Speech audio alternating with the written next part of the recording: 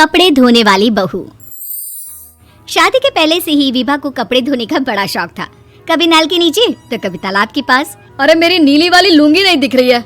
विभा की अम्मा कहाँ रखी है लुंगी? अरे वो तो विभा ने परसों ही धोकर रखी थी आपकी अलमारी में, देखो वहीं होगी। वो ना मैंने आज धो दी, मुझे लगा कि गंदी हो गई होगी। अरे कैसे गंदी हो गई थी, उसे तो मैंने पहना भी नहीं। हे भगवान, इस लड़की के कपड़े धोने की आदत से परेशान हो गया हूँ मैं। जितना तो घर में राशन नहीं आता उससे कहीं ज्यादा डिटर्जेंट पाउडर का खर्चा है। इसकी शादी करवा दो, शादी जाए अपने घर में ही करे काम, फिर चाहे घर के कपड़े धोने हो या पूरे गांव के। हाँ ठीक बोल रही हूँ, देखता हूँ मैं कोई लड़का। वो दिन भी आ जाता है जब विभा को देखने लड़के वाले आ जाते हैं। लड़की मुझे अच्छी लगी। होने वाली सास कहती है, बेटी अगर कुछ पूछना है तो पूछ लो। वैसे तो हमारी लड़की बहुत ही शर्मीली है, जो बोल दो वो मान लेती है, इसे क्या पूछना होगा। अरे कैसी बात कर रही हो माँ, मुझे इन लोगों के घर रहना है, सवाल तो कई है। हाँ हाँ बेटा पूछ लो ना, क्या पूछना है। आप लोगों के घर कपड़े कौन धोता है? सास का मुंह बन जाता है। देखो अगर तुम ये कहना चाहती हो कि तुम्हें कपड़े धोने नहीं आते तो सुन लो, कपड़े मैं ही धोती हूँ, लेकिन तुम्हारे आ जाने के बाद मैं रुमाल तक नहीं धोऊंगी। अरे चुप रहना भाग्यवान, बहू बेचारी घर आई नहीं, उसे डराना शुरू कर दिया। वो क्या है ना बिटिया, अभी तक तो ये कल्लू की माँ ही धोती थी, लेकिन अब तुम्हारे पापा तो दहेज में वॉशिंग मशीन देंगे ही। तभी विभा की माँ बोल पड़ती है, सवाल भी पूछा तो क्या, वैसे भाई साहब मशीन की तो फिर भी कपड़े धोने की कैपेसिटी होती है। मतलब जो बिटिया दे रहे हैं ना विभा, इसे कपड़े धोने का बहुत शौक है। ये आप लोगों के क्या आस पड़ोस गांव मोहल्ले सबके कपड़े धो दे और उफ तक ना करे। बाहर देखा नहीं आपने कितने कपड़े सूख रहे हैं, सब हमारी बिटिया ने ही तो धोए हैं। बस भी करो ना माँ, शर्म आ रही इतनी तारीफ सुनकर।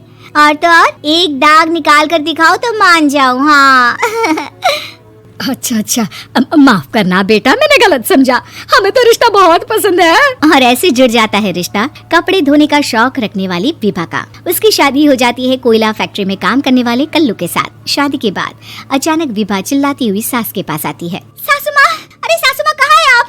ये तो धोखा है, धोखा दिया आप लोगों ने मुझे। इसे ससुर के चक्कर के बारे में पता चल गया। अरे तो उसमें तुझे क्यों धोखा मिला है? अरे नल में पानी नहीं आता, कपड़े कैसे कब धुलेंगे? अच्छा तू पानी नहीं आ रहा उसकी बात कर रही है? तो आपने क्या सोचा? कुछ नहीं। अच्छा तेरी माँ ने कहा था कि कपड़े धोने का शौक है तुझे, याद आया मुझे। शौक बोलकर कपड़े धोने वाले मेरे जुनून को कम ना आके सासू माँ, कपड़ा धोना मेरा गुरूर है। तभी पति भी वहाँ आ जाता है। अभी मैंने इसे सनी देओल की फिल्म दिखाई है, उसी के डायलॉग मार रही है माँ। अच्छा सुन, साफ साफ बता रही हूँ, पानी सुबह 4 से 6 और शाम को 10 से 12 आता है, समझी? विभा टाइमिंग सुनकर हैरान हो जाती है। ये क्या भूतों का मोहल्ला है? सुबह 4 बजे उठकर कौन कपड़े धोता है? 4 बजे टंकी में पानी जाता है, फिर सारा दिन धोना ना, किसने मना किया? अरे कैसे बात कर रही है? 200 लीटर की टंकी में कितने कपड़े धो लूंगी मैं, सुबह ही उठ जाऊंगी मैं। अब क्या था, विभा सुबह 4 से लेकर रात के 12 बजे तक कपड़े ही धोती रहती। एक रोज सास पड़ोस से निकलकर कहीं जा रही होती है कि साथ वाली कहती है, हाँ कल्लू की माँ, जरा ये बताओ कि 2 साड़ी है, 2 ब्लाउज और एक पेटीकोट और एक नाड़े वाला लंबा कच्छा। हाँ तो? अरे तो क्या, कितना लोगी धुलाई ये बताओ। धोबन दिख रहे हैं हम क्या? हमारे पति सरकारी नौकरी से अभी रिटायर हुए हैं और बेटा सुपरवाइजर है कोयला फैक्ट्री में। धोबन समझ रखा है हमें? हाय रे कल्लू की अम्मा, माफ कर दो, वो तो मोहल्ले में यही सब बता रहे थे कि तुमने बहू को कपड़ा धुलवाने के काम में लगा दिया है। सास को पड़ोसन की बात सुनकर गुस्सा आ जाता है। वो घर पहुंचती है जहां घर के बाहर ही इतने सारे कपड़े सूख रहे होते हैं जितने कि किसी धोबन के घर पर। अरे ओ कल्लू की दुल्हन, बाहर निकल।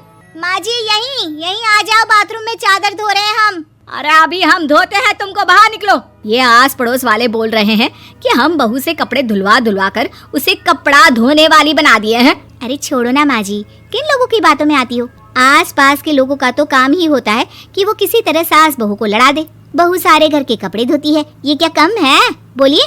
सास को भी लग जाता है कि वो बहू का ये सनकीपन नहीं छुड़वा सकती, इससे अच्छा है कि खुद ही चुप हो जाए। एक रोज सास और बहू मंदिर जाते हैं, जहाँ सास की साड़ी वहाँ खड़ी भीख मांगने वाली से मिलती है। माँ जी क्या बात है, आपकी साड़ी उस भिखारन से कितनी मिल रही है ना? हाँ देखो तो दोनों की साड़ी मिल रही है। क्या बात है कल्लू की अम्मा, तुम खुद को तो अफसर की बीवी बताती हो और ऐसी सिंपल सी प्लेन साड़ी पहनकर घूमती हो। सिंपल और प्लेन नहीं है ये साड़ी। तो क्या सोने के धागे से फूल बने हैं? कुछ भी सासू माँ, कुछ भी। हाँ बने थे इस साड़ी में सोने के धागे से फूल। मेरे पति लेकर आए थे मद्रास से स्पेशली मेरे लिए 10,000 की। लगता है भाई साहब इस भिखारन के लिए भी सेम टू सेम साड़ी लेकर आए होंगे 10,000 की।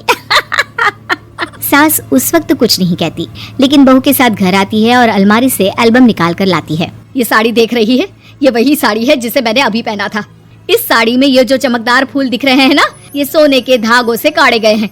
लेकिन तू लोकल वॉशिंग मशीन ब्रश से घिस घिस कर सारे फूलों को निकाल कर साड़ी प्लेन कर दी। मुझे माफ कर दीजिए सासू माँ। और तो और, जब मैंने तुझे तेरी गलती के लिए कुछ नहीं कहा, लेकिन तूने तो सबके सामने मेरा मजाक ही बना दिया। क्यों? बहू को समझ में आ जाता है कि अब से उसका कपड़े धोना बंद।